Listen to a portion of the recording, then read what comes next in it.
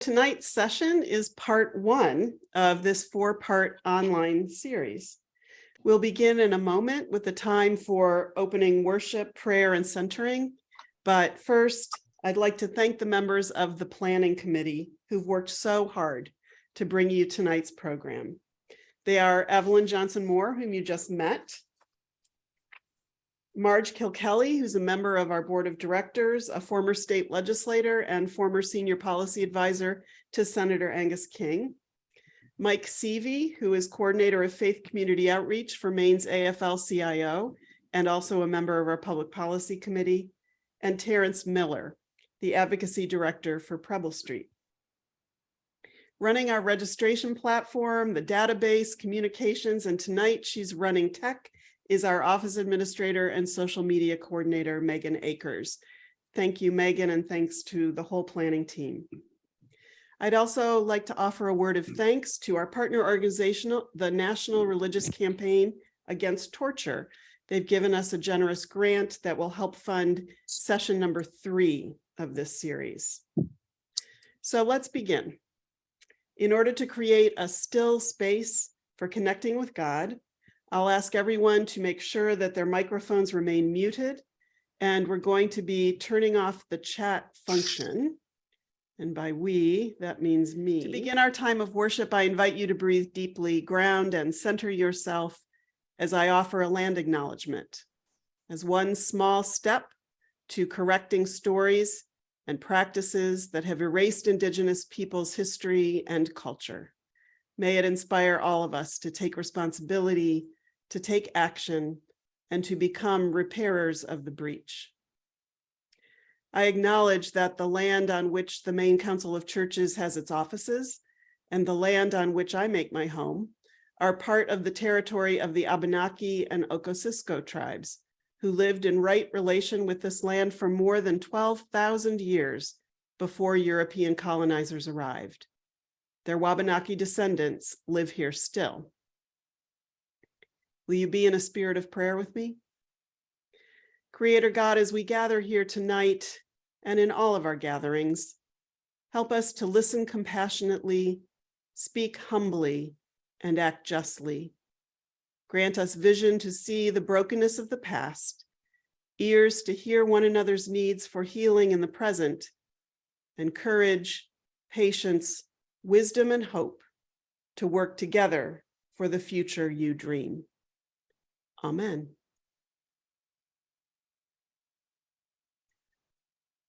I'd like to share a story with you tonight.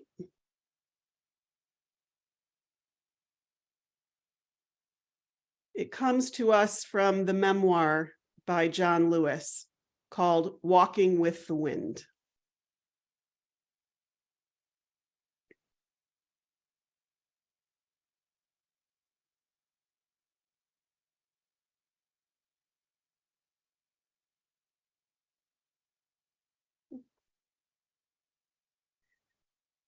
He writes, on this particular afternoon, it was a Saturday, I'm almost certain, about 15 of us children were outside my Aunt Saniva's house, playing in her dirt yard.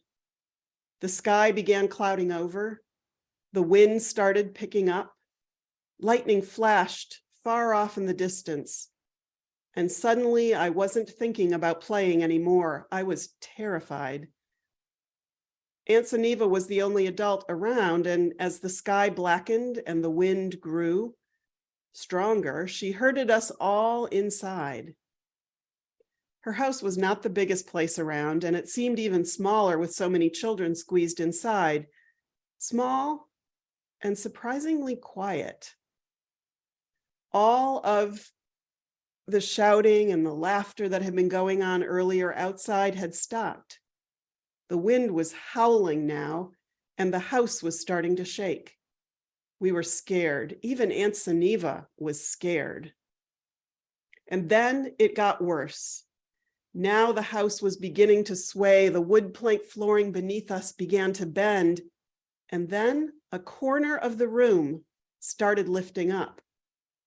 I couldn't believe what I was seeing. None of us could. This storm was actually pulling the house toward the sky with us inside it. That was when Aunt Sunniva told us to clasp hands.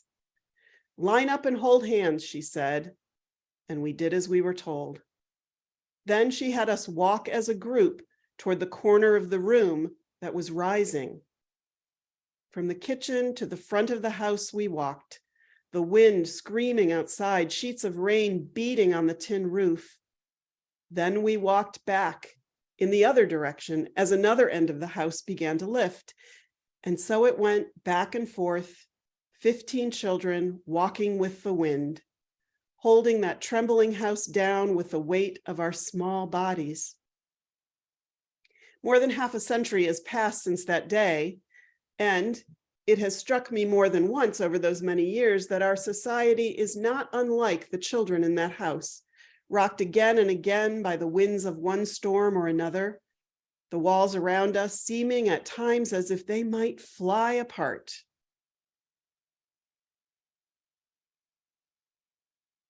It seemed that way in the 1960s at the height of the civil rights movement, when America itself felt as if it might burst at the seams.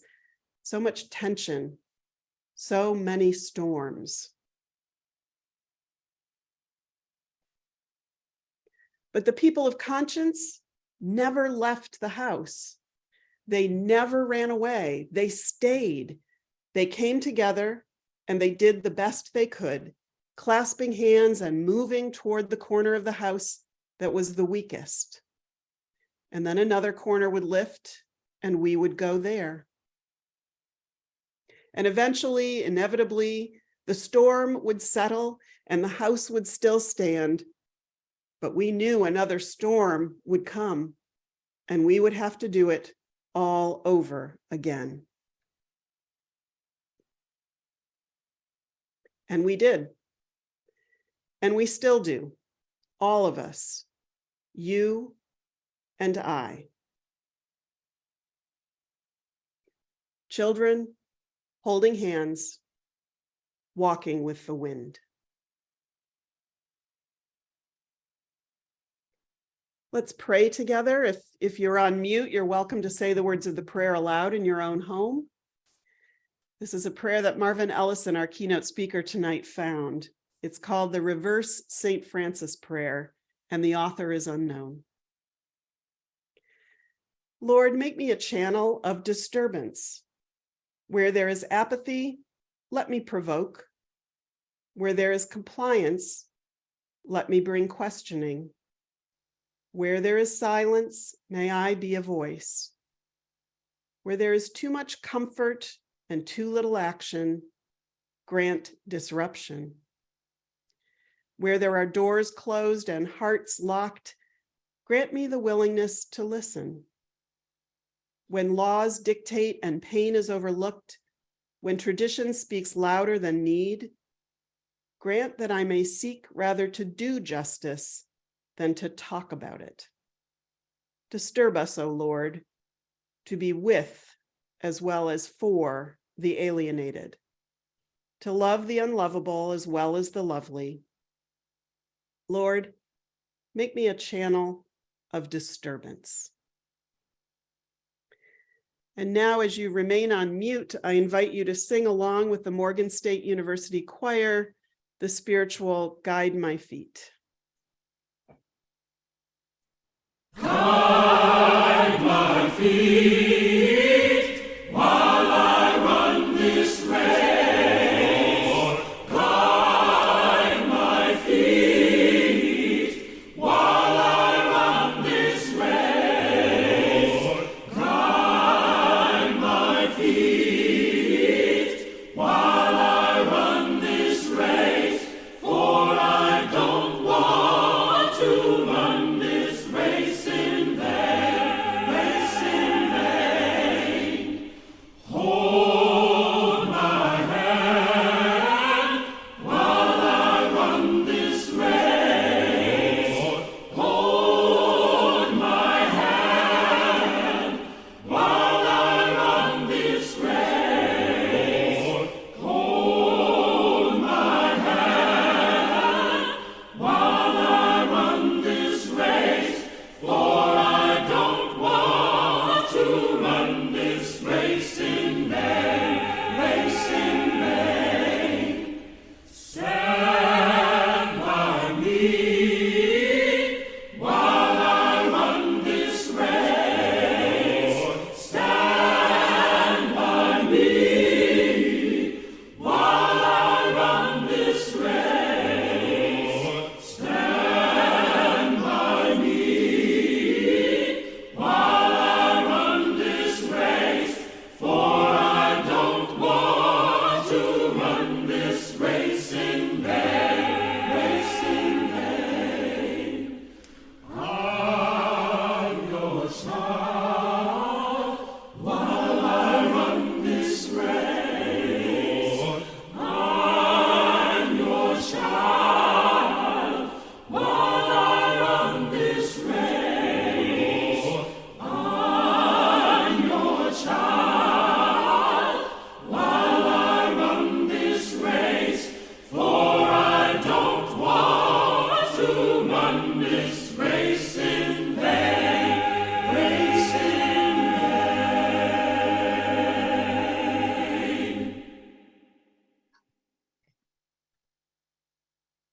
And as you'll see on your screen, we have learned in recent days that it is important to pay royalties, even for a public domain spiritual. And so we do. We pay a royalty and did pay a royalty for tonight's song to the NSRP, which supports the development of young Black musicians.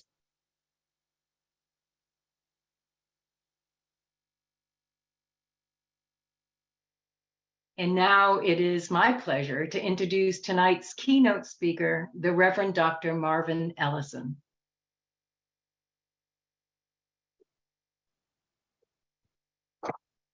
He's a native of Tennessee, an ordained Presbyterian minister. Marvin taught Christian social ethics at Bangor Theological Seminary for 32 years.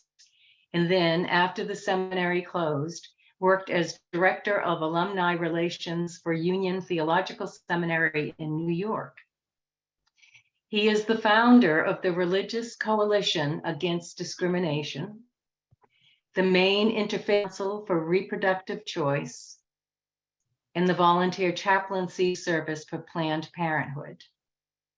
An author and educator for justice, his most recent book is Making Love Just: Sexual Ethics for Perplexing Times, Fortress Press.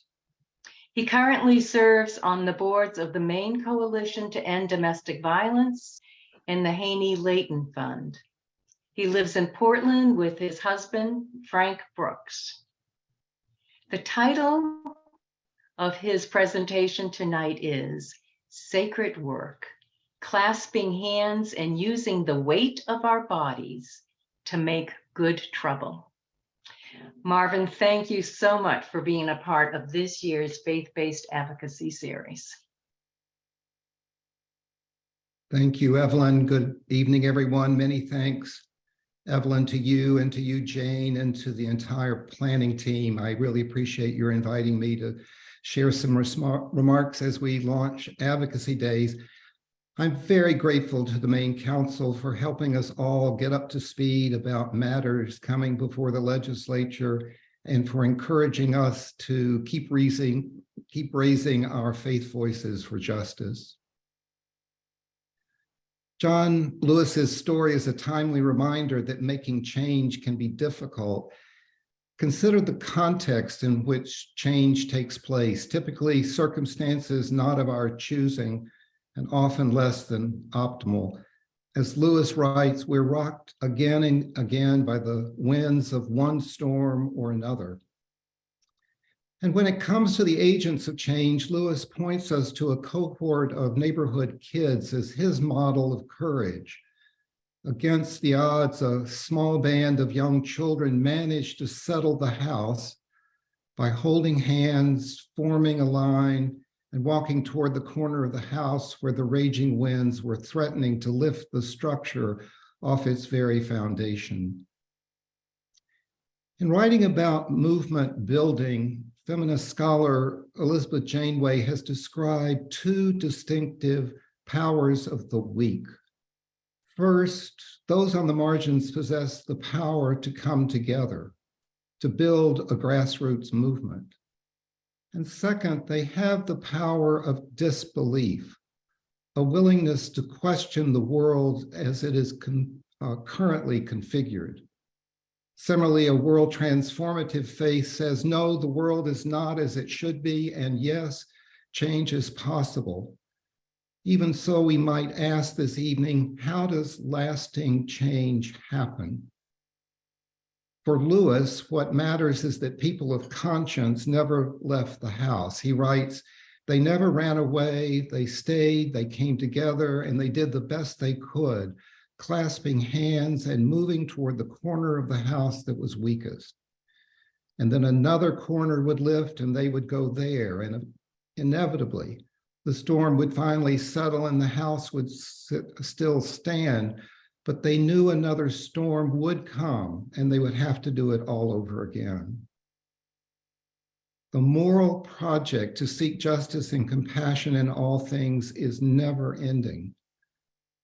So you and I must be prepared to show up again and again and stay in the struggle.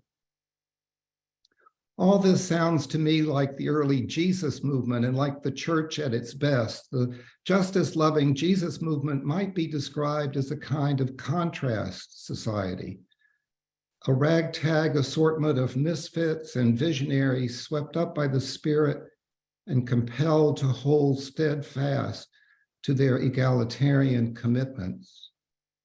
Their guiding mantra tipped their hand, neither Jew nor Greek, neither slave nor free, not male or female, but all are one in Christ Jesus. Early on, these disciples of Jesus were accused of subversion, of turning things upside down from below, and scorned for their disloyalty to the patriarchal family and the imperial patriarchal state. In Lewis's words, they were good troublemakers. This also sounds to me like the main council of churches, as my Catholic colleague Dan McGuire points out. From the very beginning, there has never been only one Christianity. Rather, there are conflicting spiritualities, irreconcilable expressions of Christian faith that force a moral choice. If we fail to choose, we risk becoming lukewarm and spit out. On the one hand, imperial white power Christianity has defended slavery, blessed wars of conquest and exploitation, legitimated the subordination of women and less powerful men, and condoned the desecration of the earth. On the other hand, social justice Christianity, energized by the promises of a liberating God, pays attention to suffering and seeks to create the conditions for mutual respect and mutual care so that the earth and its human and non-human inhabitants may flourish. Now, if your passion is to embody justice, love in all your connections with self and others and the earth, then wouldn't it be wise for you to have at least two things on hand, a strong vision and plenty of friends? The main council has both in abundance. If you haven't done so recently, I encourage you to visit the council's website and read its moral vision statement. Over the years, the council has become a mighty spiritual force, precisely because of its dazzling moral vision and its feisty friends. United, as the council affirms, in our belief that every human being is a child of God, created in the image of God and beloved of God, and also guided by the conviction that neither love nor justice is real or lasting without the other. So like Jesus and like John Lewis, the main council stands within a prophetic faith tradition that pursues justice as right relatedness, responding to the call to stand in solidarity with the impoverished, the marginalized, and the culturally disposable. Social justice Christianity places under judgment the political, economic, and cultural elites of the day, including religious leaders. Power is held accountable to a high moral standard. How are those without power and status faring under existing arrangements? How are the least among us doing? The unhoused asylum seeker, the battered spouse with dependent children, the uninsured and unemployed, or the trans teen shunned by their family and faith community. As a related test, ask if you're willing to trade places with them. And if you hesitate, that's a good sign that all is not yet rightly ordered according to God's good purposes. John Lewis's story also encourages us, I think, to think deeply about our social context and the storms raging about us, threatening to blow the house off its foundation. Mexican poet Octavio Paz observes that things would be difficult enough if we were living only in a time of change. But we're living through a far more disorienting change of times. Everything seems unsettled. Seismic shifts are happening deep down. Historians compare our contemporary situation to the 15th and 16th centuries, in which the modern world came about through a series of painful upheavals. In the process, nation states and market economies began to emerge, life-altering technologies were developed, and a spiritual renewal movement gained momentum that we refer to as the Protestant Reformation. Now, 500 years later, we're experiencing a similarly disruptive time as a postmodern world erupts, even though the meaning of postmodern is far from certain. What's clear, though, is that suffering, fear, and anxiety abound.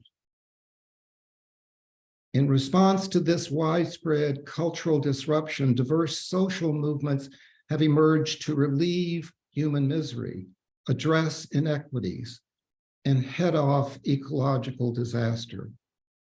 Across the globe, the disenfranchised and disenchanted are rising up, claiming their dignity, asserting their moral right to a fair share of power and resources, and defending the earth's integrity. Many of us have contributed our own life energy to pursue a variety of social movements. Among them, the civil rights movement, the anti-war movement, the workers' rights movement, the feminist movement, the LGBTQ+ movement, the climate justice movement, the anti-poverty movement, the Black Lives Matter movement, the Indigenous Peoples movement, and various grassroots movements to end domestic violence, gun violence, nuclear weapons, torture, solitary confinement, and capital punishment. And the list could go on and on. But at the same time, a fierce backlash against these progressive movements has also gained momentum. Currently, we're witnessing the rise of authoritarianism globally. In the US, many of us have been shocked and dismayed by the rapid emergence of white Christian nationalism as a mainstream anti-democratic movement. Now, reactionary movements feed off anxieties about economic dislocation and fears of cultural change. The ascendancy of right-wing populism in the US has been largely fueled by the economic plight of white working and middle-class Americans who have for decades experienced stagnant or declining wages, increased unemployment and underemployment, declining health and longevity, and reduced expectations for their family members and communities. The postmodern world is not working well for them. And the upshot is that many economically vulnerable, less educated, and more rural white Americans not only feel that they have become strangers in their own land, weighted down by pain and grief, they've become vulnerable to manipulation by autocrats who bombard them with glib sound bites about who and what is causing their troubles. What autocrats also do is they promise to reverse the cultural gains made by women, people of color, and the LGBTQ+ communities, and to return white Americans to power. The Trump MAGA movement promotes a truncated notion of community, of we the people. Outsiders include Blacks in impoverished inner cities, Mexican and Central American refugees at the border, immigrants from Muslim-majority countries, and drag queens at children's story hours. By insisting on white America first, the Trump movement has signaled its preferential option, the protection and preservation of all things white, male, heterosexual, and affluent within a white supremacist social order. At the same time, it's important for us, those of us gathered this evening, to sit with the fact that this anti-democratic MAGA movement is a white Christian movement. Ever since Lyndon Johnson signed the Civil Rights Act of 1964, socially conservative white Christians have flocked to the Republican Party, now an explicitly authoritarian white power party. A familiar voting pattern has set in. Conservative white Christians vote for Republican candidates. Those whites affiliated with other religious traditions or with none vote Democratic. But this religious alignment is not altogether new. White, socially conservative Christians defended slavery in the 19th century and then went on to resist Reconstruction, embraced Jim and Jane Crow segregation, and opposed the civil rights movement. Today, they encourage mass incarceration as a means of social control of communities of color. In recent presidential election cycles, we've seen how white anger and resentment play out. In 2016, 81% of white Christian evangelicals and 60% of white Protestants and Catholics voted to elect a white racist presidential candidate. In 2020, even greater numbers of white Christians voted to re-elect this autocrat. In response to rapidly changing demographics and the prediction that by 2043, the US will be majority non-white, the white Christian nationalist movement exploits white fears about an increasingly diverse cultural landscape and the grief of losing status and security in a hyper-competitive economy. White men's fear of falling is pronounced, especially given how white male socialization encourages men to expect deferential treatment and confers on them a sense of social entitlement to whatever is most and best. Because of downward economic mobility and cultural displacement, white men now are desperately latching on to their racialized white identity, even though you may be at risk of losing everything else. Retaining the prized cultural asset of whiteness signals a kind of unspoken superiority and natural deservedness over others. Within a racialized social order that ranks people and things as either superior or inferior, many whites are now haunted by a deep malaise that begs to know, who are you if there is no one to be better than? Tragically, such malaise can morph easily into resentment, and resentment can easily become blind fury directed at perceived enemies. So why has the MAGA movement moved so swiftly to overturn women's reproductive rights and trash the rights of trans youth and others? Authoritarian bullies seek to demonstrate their power by stopping the momentum toward a more egalitarian society. Nothing communicates their resolve to block justice-making more than abruptly slamming on the brakes and reversing some of the most significant cultural changes in US history.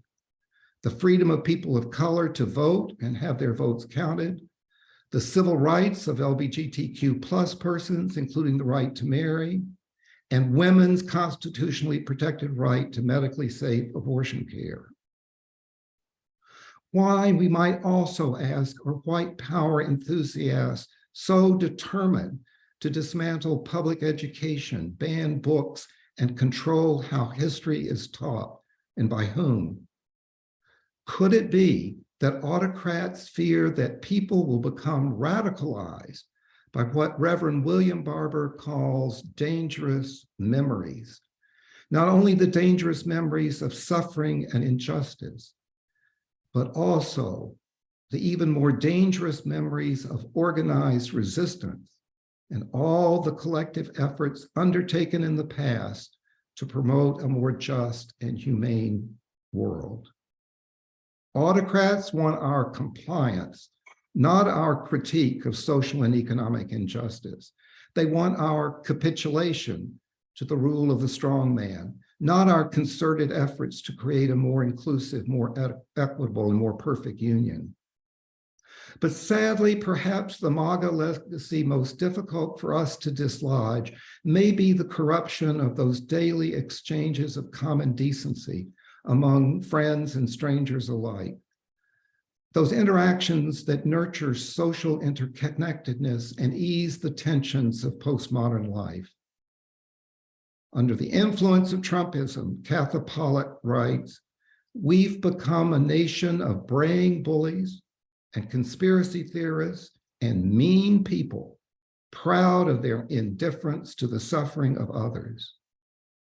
So when vast numbers of people in a polarized nation refuse to recognize the humanity of those who do not look like them or love like them, but instead show contempt for the poor, the marginalized, and the less powerful, then our national crisis is much more than political and economic.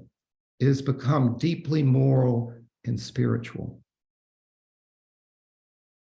MAGA Christians are determined to return the nation to a nostalgic time of normalcy and moral certitude, when life felt easier under white patriarchal control, when the world seemed less complicated, and when there were far fewer organized demands to share space, power, and resources with those not like them.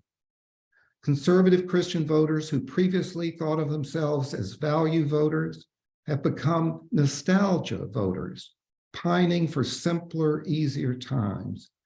They know full well that Trump is a philanderer and a self-aggrandizing con man, but they support him not despite who he is, but rather because of who he is and because of who they are.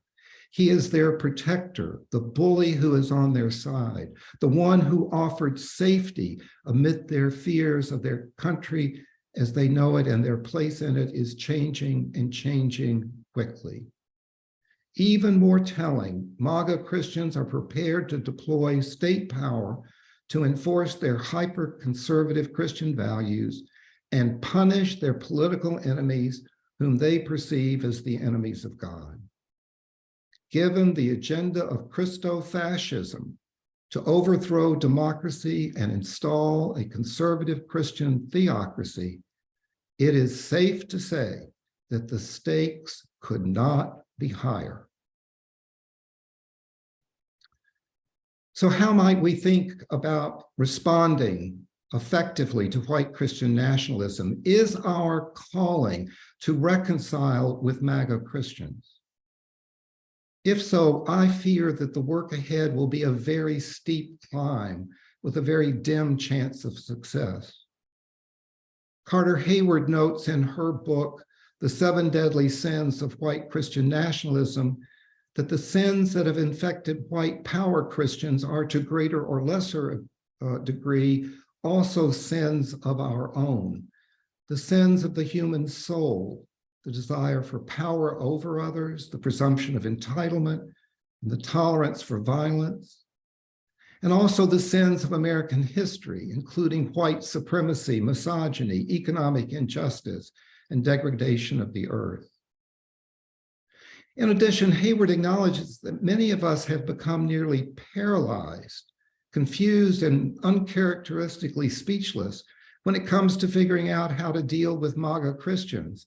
We have little clarity about the way forward, so much so, Hayward confesses, that many of us honestly find ourselves wishing our hateful neighbors, political enemies, and spiritual adversaries would just drop dead.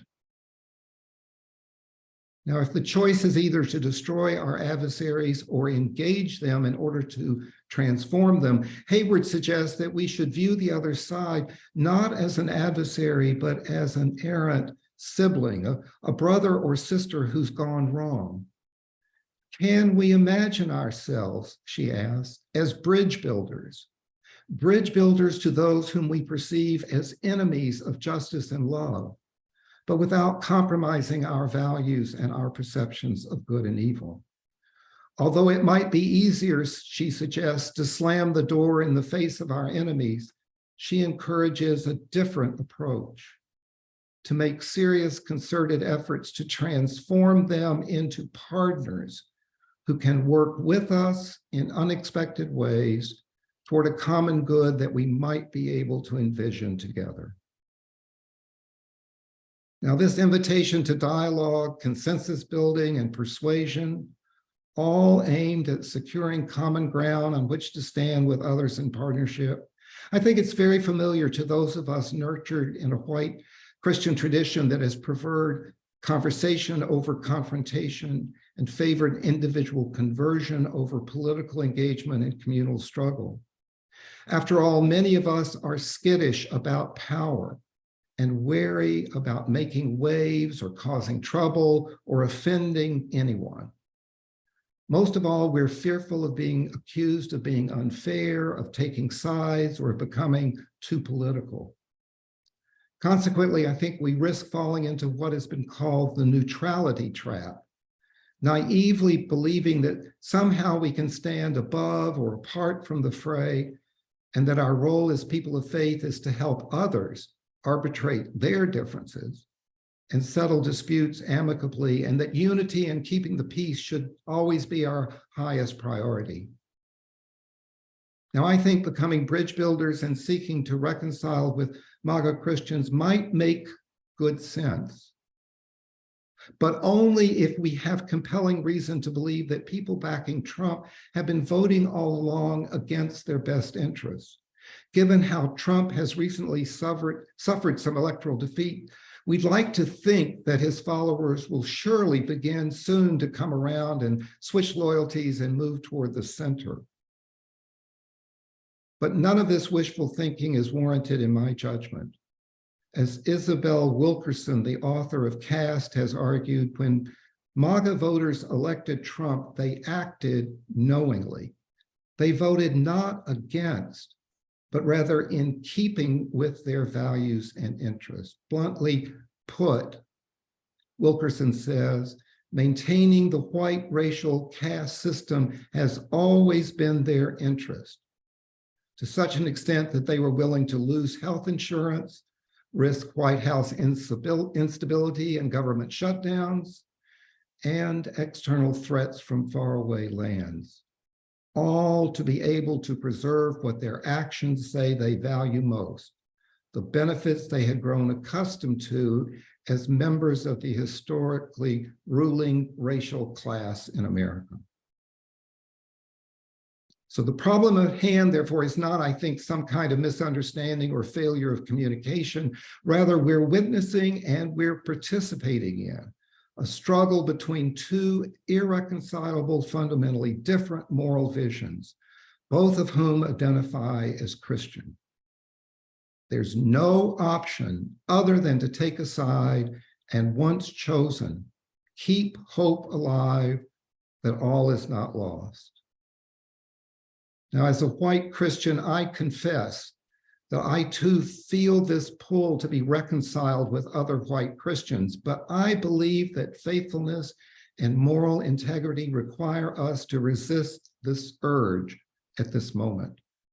As a white Christian who seeks to be in solidarity with people of color and to listen and learn from their moral wisdom, I suspect that this pull to invest in reconciliation may stem from the white supremacist belief buried deep in my own bones that maintaining white racial solidarity among white people should always take precedent over all other allegiances.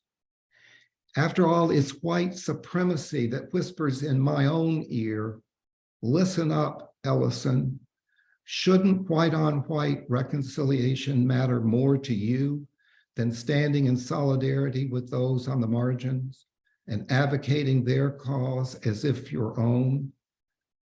After all, remember who your people are. So for myself, I'm persuaded at this moment, our spiritual work is not to build bridges or somehow win over white power Christians. While we should, yes, most certainly not wish them harm, and while, yes, we should respect them as fellow human beings, at the same time, we are under no obligation to respect their hateful politics or tolerate their callous violations of ourselves or others. The gospel reminds us that when people's ears are closed and the gospel message is not heard, it's best to shake the dust off one's sandals and move on. So isn't it time to stop seeking reconciliation at all costs with those who scorn the call to justice and instead recalibrate our change strategy? Where then, you might ask, should we be investing our time, energy, and resources? I wager that our calling is to figure out how to become trustworthy allies alongside those many others seeking justice and well-being for all. The kind of comprehensive justice, I would add, that will also benefit the MAGA supporter. We should focus on strengthening a multiracial, multicultural, and multi-faith movement that can push our elected officials to enact policies that redress racial and other iniquities and build up community. It is here, in building a diverse, somewhat raucous, and in times unruly band of small bodies who commit to clasping hands and walking in the direction of the weakest point of the house. It is here that we will discover again, as if for the first time, the roots of our moral and spiritual power. As a queer, identified Christian, I celebrate that spirituality is about many splendid things, including desire. What kind of people do we desire to be? With whom do we desire to keep company? But here's the rub. Many, if not most, white people associated with white Christianity have been taught to fear difference and avoid flesh and blood contact with people not like them, not like us, especially when it comes to race, class, sexual orientation, and gender expression. However, when we lack real-life connection with those harmed by prevailing norms and patterns, we risk not seeing the real world. Sadly, we also risk not seeing the injustice in our own lives. Out of touch with our own pain, we do not readily perceive the pain of others. The way forward is narrow and demanding. It requires listening to and learning from those we've been encouraged to avoid and ignore.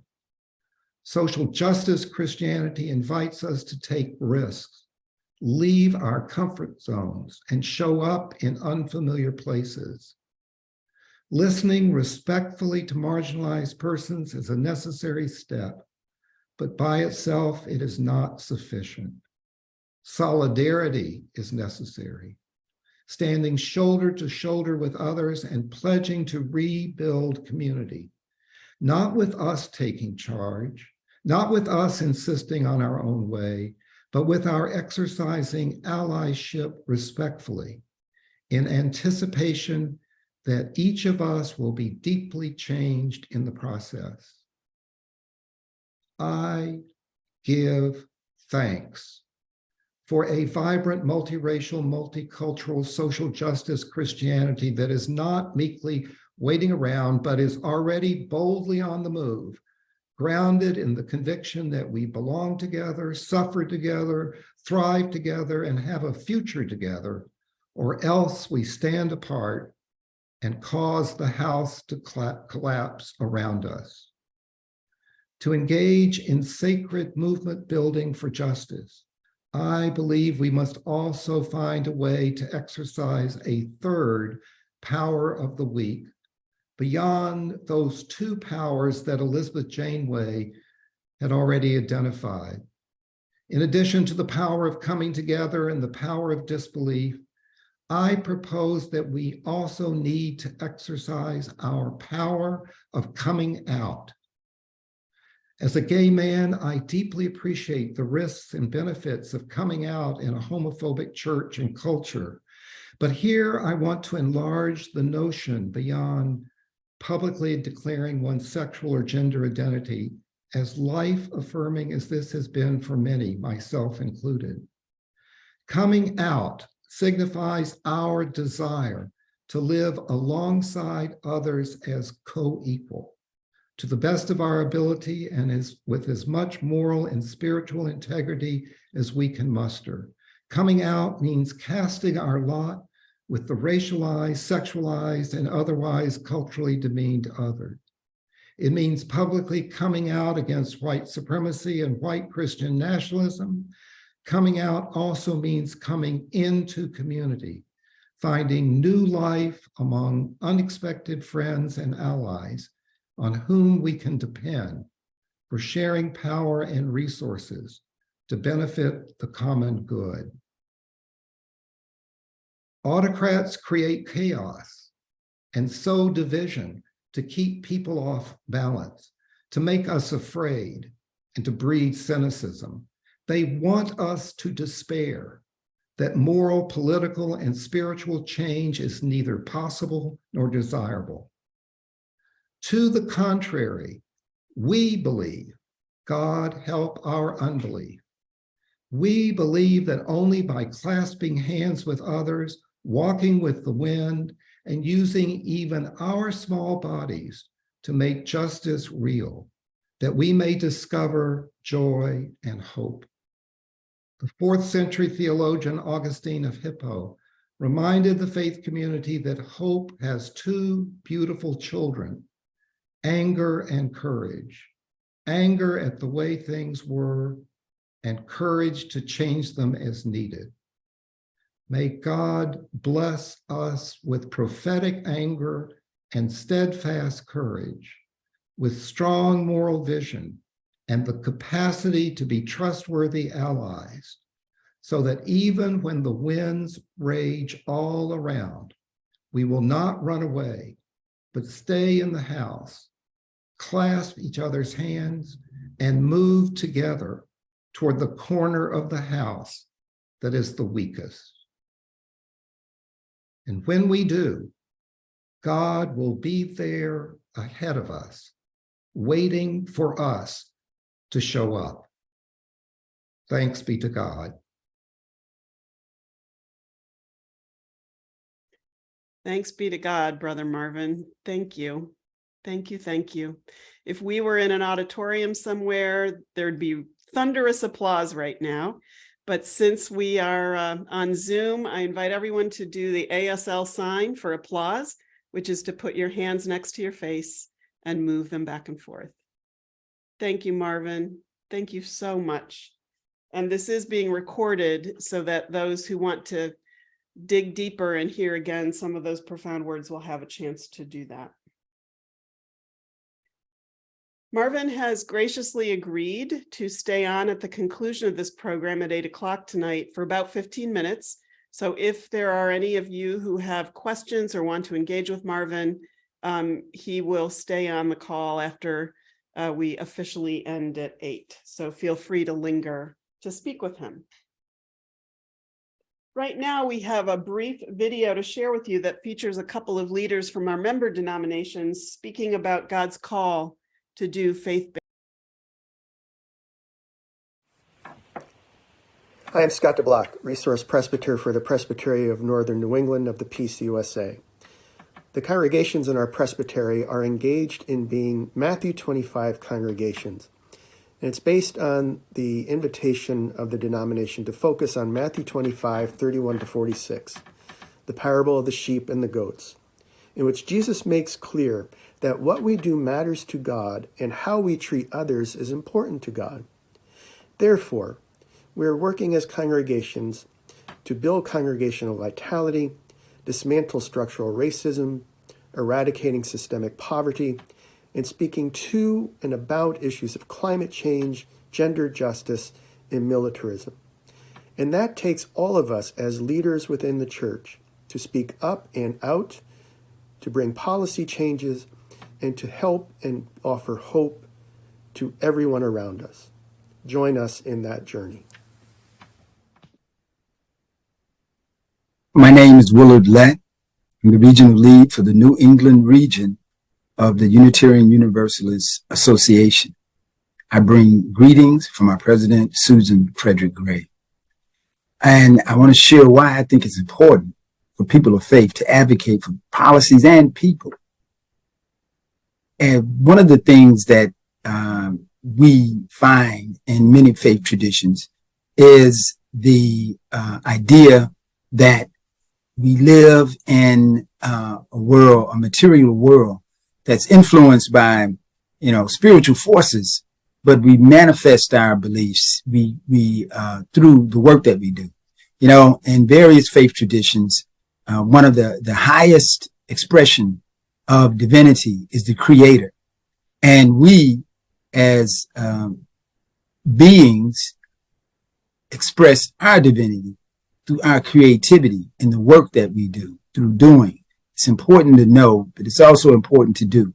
In the Christian tradition, there is a scripture that says, faith without works is empty.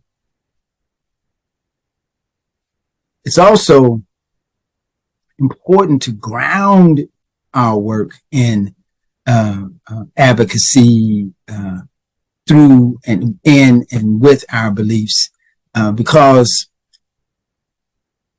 part of the reason that we do this work, whether it's based on a specific religious tradition, or because it's an orientation towards the noetic experience, we manifest, amplify, and create the beloved community through our work with others, and often as well through others. So that is why the New England region has been and continues to be part of the Maine Council of Churches. So it's my pleasure now to introduce John Hennessy, who co-chairs the Public Policy Committee with me. John is the Public Advocacy Director for the Episcopal Diocese of Maine and sits on the Board of Directors of Equality Maine. He has years of experience working with legislators in Augusta and most recently produced Governor Mills' January 4th inauguration.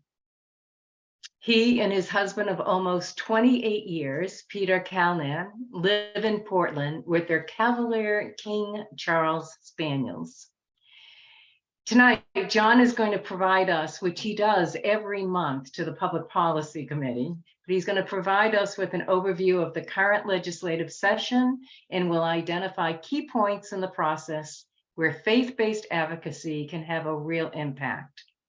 We're going to enable the chat with host function now so that you can post questions for John, and he will leave time at the end of his presentation to get to as many of them as he can. John, thanks for joining us tonight. Thank you, Evelyn. It's lovely to be here. I have to admit, for a few minutes, I was sitting here thinking, how did I ever agree to do this following Marvin Ellison?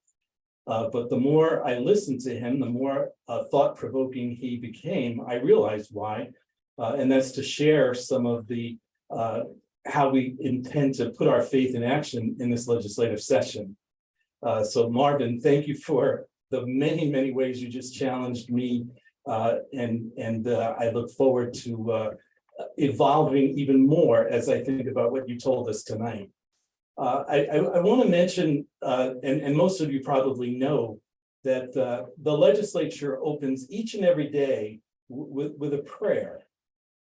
And this morning, the prayer was offered by the Reverend Katie Hollicky, an Episcopal priest from Brunswick, a colleague of mine. And I don't think it's any coincidence that she was talking about the power of the weak. She talked about the voices of the voiceless and how it intersected with what Marvin just said. It feels like I can close this day. I have bookends of morning prayer and evening prayer, and it all points me in the same direction. I have to think about that a little bit more. I want to start by saying, here we sit on the 31st of January on the cusp of a new month tomorrow. The legislature has really taken off quite slowly this go round. With that said, over 403 bills have been printed, with another 1,600, maybe 1,800 to follow. But I want to highlight one bill, and that was LD3. You'll remember that was the bill that the legislature and the governor tried to pass before Christmas to bring some immediate relief to Mainers all across the state in the form of energy assistance, some homeless assistance money, and you'll remember that while it passed the House with a strong bipartisan majority vote, it was the Republicans in the state Senate who squashed it. And that portended so poorly in my mind for the session ahead. But as you know, the first thing the legislature did once they reconvened on January 4th, the day the governor was inaugurated, was pass LD3. And I heard this morning that some of those relief checks, those $485 checks, are in the mail. They went in the mail yesterday, and they will start hitting Mainers' post mailboxes in the next several days. So it was a circuitous route for that bill, but thanks be to God it passed, and I think that was a good first step for many bills that will follow this session. I'm not going to spend a lot of time talking about bill titles or what I think they might mean, because I suspect some of them were very purposely written to be ambiguous, as they often are. to throw advocates like us off track so that we are not red flagging anything before they're ready for us. But when those are printed and those are real bills, we'll certainly be taking the time to talk about it. Instead, what I want to do, and I'm going to try and share my screen, is I want to show you, I've categorized the bills that I've been reading so far and the bills that I know that are coming, and put them into this rather colorful chart so that you can see the many areas that the main council of churches, but there you go. I lost my track for a second. You can see the many categories of issues that we are concerned about. There are likely some that I didn't pick up, and you see I did leave one little block open to be determined so that we have a little bit of flexibility. Excuse me. Marvin mentioned the moral agenda that the council adopted several years ago as being our strong vision. That moral agenda has guided us for several legislative sessions now, and will be the foundation for our work going forward. Many of the issues that are represented in this grid are supported by our moral agenda and or precedent, meaning that the council has weighed in on these issues before, so we have license to do it again. But one thing I want to point out, as you see this, perhaps maybe you'll see it as overwhelming number of issues. I like how Marvin referred to our feisty friends, and tonight I'm going to highlight our feisty friends by calling them out, like Maine Equal Justice, Preble Street, the Environmental Priorities Coalition, the Maine Gun Safety Coalition, the Maine Prisoners Impact, Maine Prisoners Advisory Committee, the Maine Council on Aging. We could never do our work without those partners. And I'm going to change I'm going to call them our feisty friends. I know some of them are on the Zoom with us tonight, and I hope you like that because I love it. Our feisty friends help us. They provide us with policy expertise. They provide us with real stories. They provide us with inspiration to do our work. We could not be effective. We could not do the work that we do without each and every one of those partners. And I apologize if I didn't name all of them. And I certainly didn't name those who will reach out to us on an ad hoc basis, depending on the issue, because they recognize that the progressive voices of faith have a unique perspective in the legislature. I remember so vividly pre-COVID, when we were actually allowed to go into the committee rooms and testify on bills, I remember hearing so vividly when legislators would either thank the person as they testified by saying, "Thank you for being here to present an alternative faith voice." Often they would stop me in the hallway afterward and say, "Thank you for bringing those voices to talk to us. We don't hear them as much as we should." I think based on what I heard Marvin say, and based on what I know we've been able to do, even in a COVID environment, I know that the Maine Council of Churches has a reputation in the legislature, and legislators actually seek us out for our thoughts on a piece of legislation.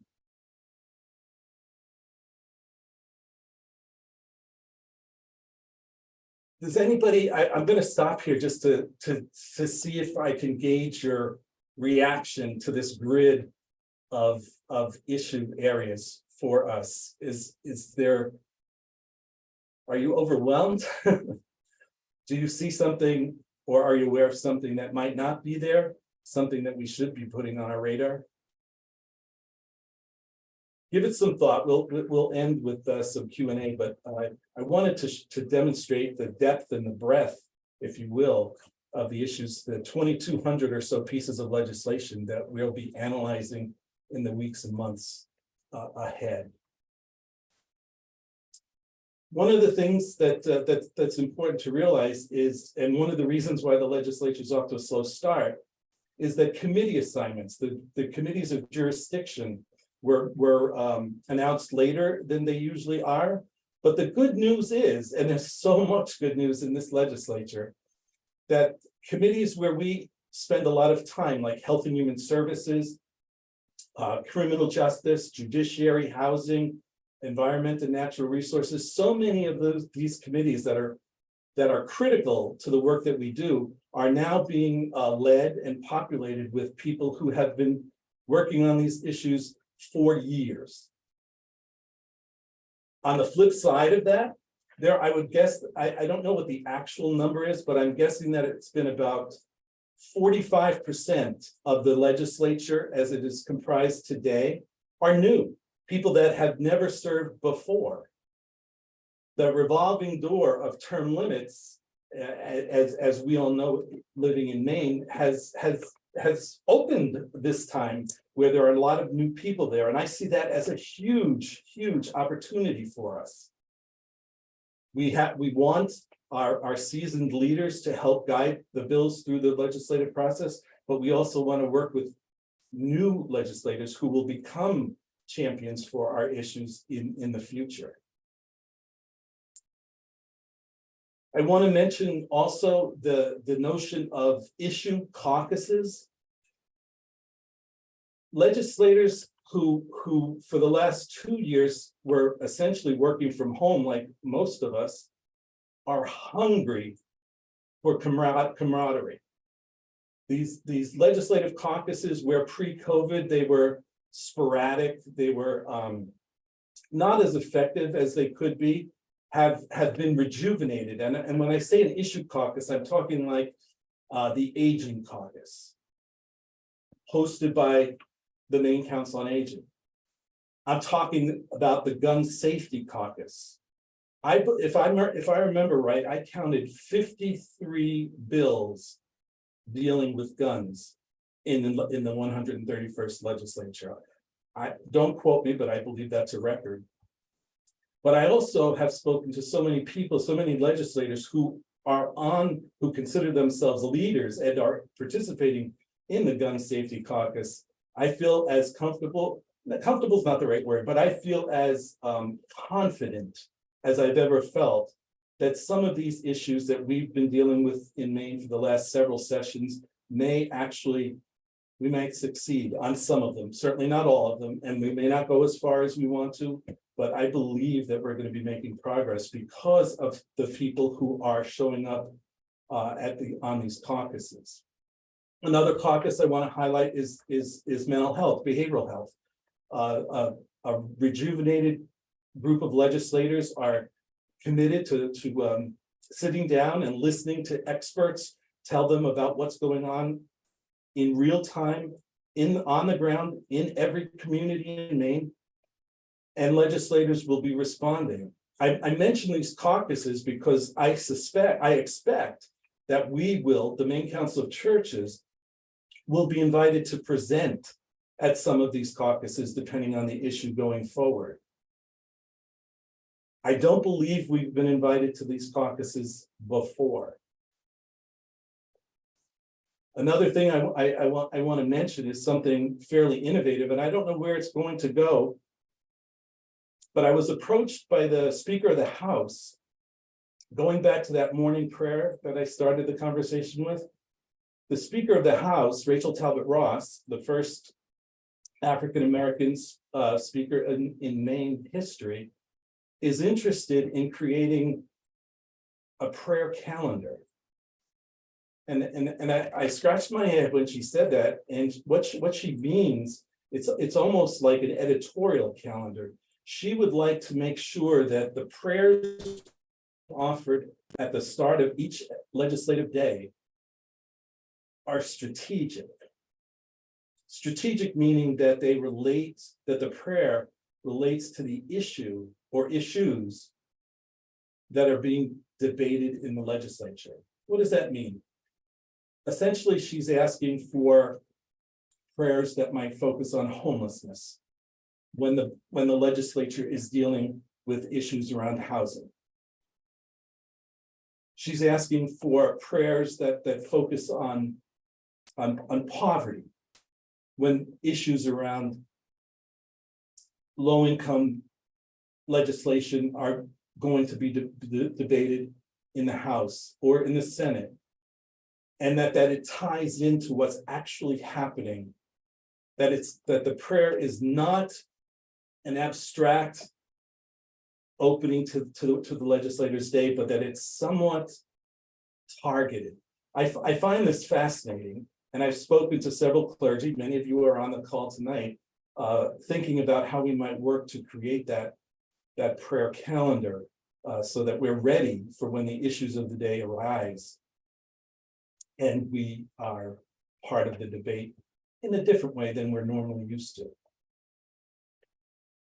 The last thing that I wanted to highlight, and Jane, I don't know if you're going to share your screen, but in terms of testimony, I think we've all gotten very, very comfortable with the technology that testifying electronically, testifying over Zoom, has allowed people of faith from all over the state to make their positions known with the legislature without having to get in the car and drive 3 hours to Augusta and 3 hours home. And the legislature, I know most committees, not every committee, but I know most committees now are set up to be hybrid, where we used to only be able to listen to what was going on in a committee pre-COVID. Now we're able to listen and see and participate remotely. I think that's one of the good things technology-wise that happened during COVID. And I'm actually very, very happy that the legislature sees the value in that as well. So that's what I had to share with you tonight. Again, nothing specific yet. That'll start next week when public hearings are scheduled for some of the bills that we're going to follow. But it feels like a very full agenda, as they often do, going into this legislative session. And I'm hoping that something that I said tonight inspires you to be part of our work going forward. I haven't been looking at the chat, so I don't know if there's anything in there or if we have some questions, Jane. Some Q&A for John. Yes, if you have a question for John, you can post it in the chat. What I dropped in the chat a moment ago is a link to the page on our website that is user-friendly guidelines for how to submit testimony. And it's in this new hybrid environment. So it tells you, walks you through if you want to come in person, if you want to do it online. I know Musan, one of our faith-based partners, is also using these guidelines because it makes it less scary for people. If you've never done it before, it can seem kind of daunting, but it's really not. And John's absolutely right that we frequently will hear from legislators a word of gratitude for speaking up and showing up with a voice of faith that isn't the loudest, squeakiest wheel that they often hear. So are there any questions for John about the upcoming session or about the work of the Public Policy Committee? As you know, we will be doing deep dives on 3, starting Thursday night, and then again next week, Tuesday and Thursday night: tribal sovereignty, housing and homelessness, and banning solitary confinement. But John's colorful grid, and I know, John, when you said, are you feeling overwhelmed? I wanted to scream, yes, I am, because it's an awful lot. But thanks to folks that are participating with us in this series, it amplifies and widens the pool of advocates that we have. I see a question for you, John, coming in from Chris. Will the API community be included in all discussions regarding racism?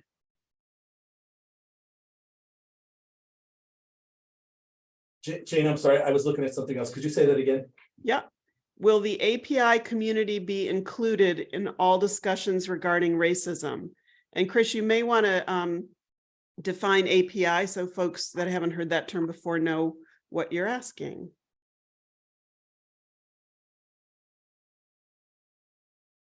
And Lynn Ellis concurs with you, Asian Pacific Islander. And Lynn Ellis has chimed in to concur with you that there are 53 bills related to firearms. So will the Asian Pacific Islander community be included in all discussions regarding racism is a question from Chris. I don't know that I'm equipped to answer that, but the quick answer is certainly yes. I'm not aware of a structured API organization that has reached out to the council, but I absolutely.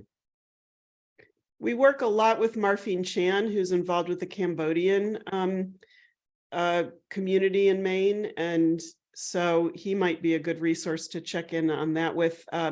Meadow Dibble is doing a lot of work with the Permanent Commission, so she may be another resource person to check in with about that, Chris. It's a good question.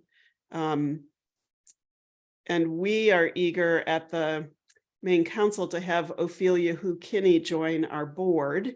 But she had the audacity to go and get pregnant, and she's having a baby this year. So we have to wait a year. But we're eager to have her voice as an Asian American join our board next January. I'm guessing it again, and that it's no coincidence that Ophelia offered the prayer this morning in the Senate. Oh, did she now? Yes. Ooh, good. We had all the bases covered today. That's so exciting. That's really great. I had no idea she was doing that. That's great. Any other questions for John before we look ahead to those deep dives I just mentioned?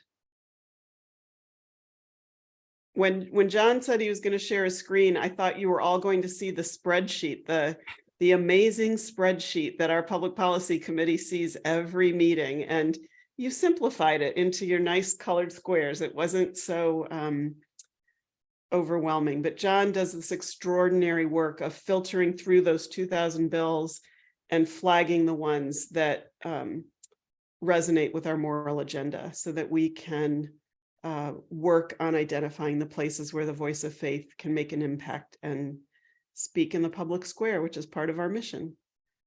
And I don't know what we would do. I tell John this all the time, and he's tired of me saying it, but I don't know what we would do without him. And Evelyn is his right-hand woman. The two of them together are quite the team. And we are grateful to have them leading us. So thank you, John. Thank you for all that you do. And I did not see a single one of those King Charles Spaniels go walking back behind you tonight. They're sleeping somewhere else.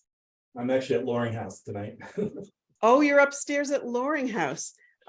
Stephen is asking in the chat if we can get a copy of the color grid and reference to look up detail on it. That would be a great thing, Stephen. We could even put it on our website under public policy, which is also where you would find our moral agenda. So that's a great question. This is my little cheat sheet for all of the issue areas, Stephen. I will definitely put some context to that grid in my first report next week. That's great. Thank you.